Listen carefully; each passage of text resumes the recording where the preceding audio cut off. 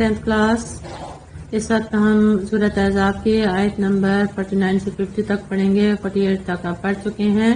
امید ہے آپ انہیں ازبر کر لیا ہوگا. اگر کوئی اس میں مشکل ہو تو مجھے آپ ان باکس کر سکتے ہیں اور پوچھ سکتے ہیں کوئی بھی سوال. اس سے پہلے ہم پڑھ چکے ہیں کہ جو اس آیات کا پچھلا حصہ ہے کہ ایمان والو اللہ کا ذکر کثرت سے کیا کرو، صبح شام کیا کرو. وہ اللہ جو ہے وہ اور فرشتے تم پر رحمتیں بھیجتے ہیں، تمہیں ظلمت سے یعنی اندھیروں سے روشنی کی طرف لاتے ہیں. اللہ تعالیٰ مومنین پر مہربان ہے.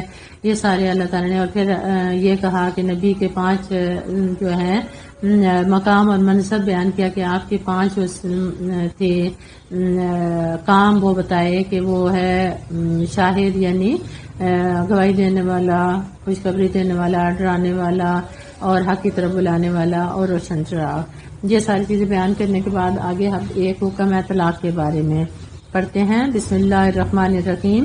یا ایھا الذین آمنو، اے ایمان والو، اذا جب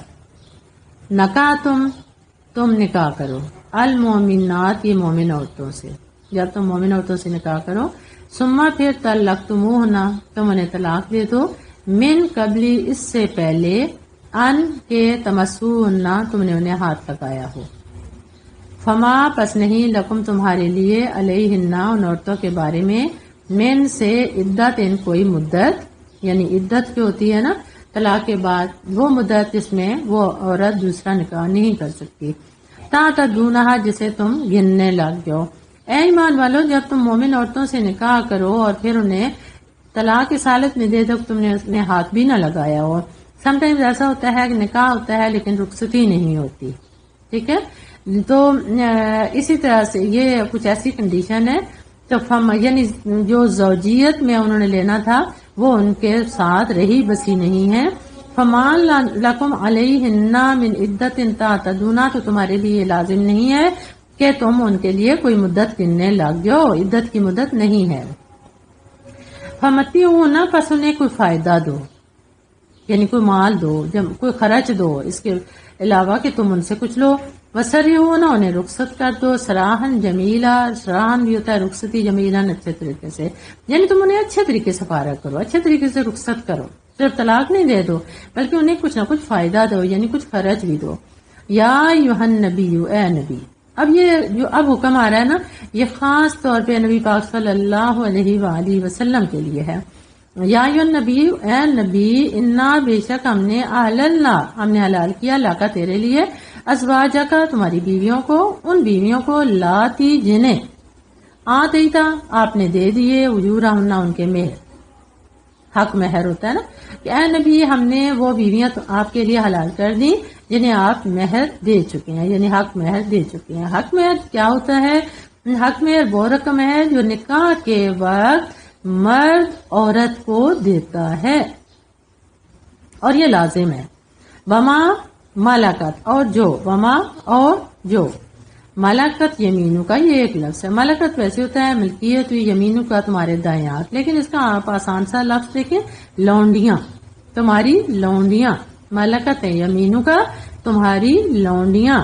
اب تو لونڈیاں ختم ہو گیا نا یہ والا معاملہ، لیکن اس وقت لونڈیاں ہوتی تھیں اور لونڈیاں ایسی ہوتی تھیں جیسے دائیں ہاتھ کا مال، یعنی آپ جیسے مال خرید و فروخت کرتے ہیں نا اور جو مال آپ کما لیتے ہیں وہ بالکل آپ کا اپنا ہوتا ہے، اسی طرح سے یہ لونڈیاں بھی مال ہوتا تھا.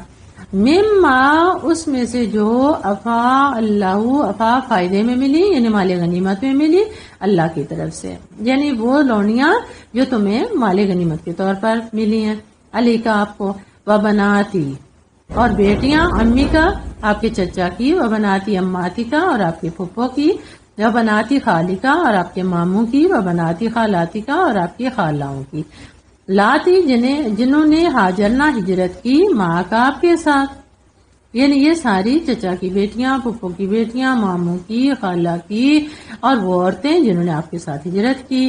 وامراتن اور وہ عورت بھی، مومنتن جو مومن ہے، ان اگر وہابت وہ آپ کو تحفے میں دے دے، نفسہا اپنا آپ، اور وہ مومن عورت جو اپنے آپ کو آپ کے لیے بخش دے یعنی تحفے میں دے دے، اور نبی کے لیے، ان ارادہ اگر ارادہ کرے نبی بھی یہ کہ یستن کیا اسے نکاح کر لے.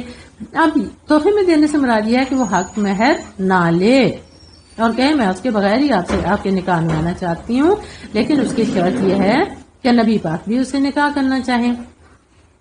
پھر آگے جو میں نے آپ کو کہا کہ یہ خاص نبی کے لیے حکم ہے، وہ فرمایا گیا خالصتاً، خالص ہے اللہ کا آپ کے لیے، یعنی یہ حکم جو ہے وہ خالص ہے، یہ آپ کے لیے، من دون المومنین، دوسرے مومن جو ہیں ان کے لیے نہیں ہے. یعنی حق مہر کے بغیر جو ہے وہ نبی پاک تو کر سکتے ہیں، اگر کوئی عورت چاہے کہ وہ حق مہر کے بغیر آپ کی زوجیت میں آنا چاہتی ہے، لیکن عام مومن نہیں کر سکتے. قد علمنا، دوسرا یہ ہے کہ اس میں اور بھی بات تھی کہ آپ نے ایک سے زیادہ نکاح کیے، جبکہ ایک مومن کو 4 سے زیادہ نکاح کرنے کی اجازت نہیں ہے، یعنی ایٹ اے ٹائم وہ 4 نکاح رکھ سکتا ہے. قد علمنا، بس ہم نے جان لیا، ہم جانتے ہیں، اللہ تعالیٰ فرماتا ہے ہم جانتے ہیں، ماں جو فرضنا ہم نے فرض کیا علیہم ان پر، فی میں ازواجہم ان کی بیویوں کے بارے میں، ہم جانتے ہیں کہ جو کچھ ہم نے فرض کیا ہے. وما ملکت ایمانہم، یہ وہی والا لفظ ہے ملکت یمینہم، یعنی ان کی لونڈیوں کے بارے میں.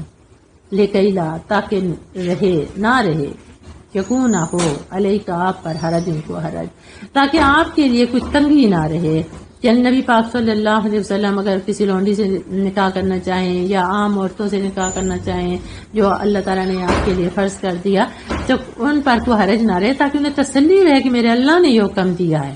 اور ساتھ ہی آیت اس لیے نازل کر دی کہ عام مومنین بھی اسے پڑھ لیں تو ان کے دلوں میں بھی کوئی حرج نہ رہے. وکان اللہ، اور اللہ ہے غفور الرحیمہ، بخشنے والا مہربان. یعنی اگر کوئی اس میں غلطی کوتاہی ہو جاتی ہے تو اللہ تعالیٰ اسے بخشنے والا مہربان ہے. اب اس میں پچھلے ہم ذرا پیچھے آتے ہیں دوبارہ سے کہ ان آیات میں رسول اللہ کے لیے نکاح کے کیا خصوصی ضوابط بیان کیے گئے ہیں. تو خصوصی ضوابط اس میں ان آیات میں آئے، ٹھیک ہے.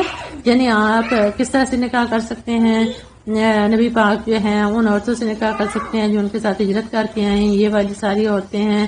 اس کے بعد وہ عورتیں جو آپ کے ساتھ نکاح میں بغیر مہر کے آنا چاہتی ہے، تو اسی طرح سے جو لونڈیاں ہیں ان سے آپ نکاح کر سکتے ہیں. تو یہ سارے آپ کو نکاح کے احکامات، ابھی کچھ اور بھی اس کا سلسلہ چلے گا تو وہ ہم اگلی اپنی کلاس میں پڑھیں گے. جزاکم اللہ خیر.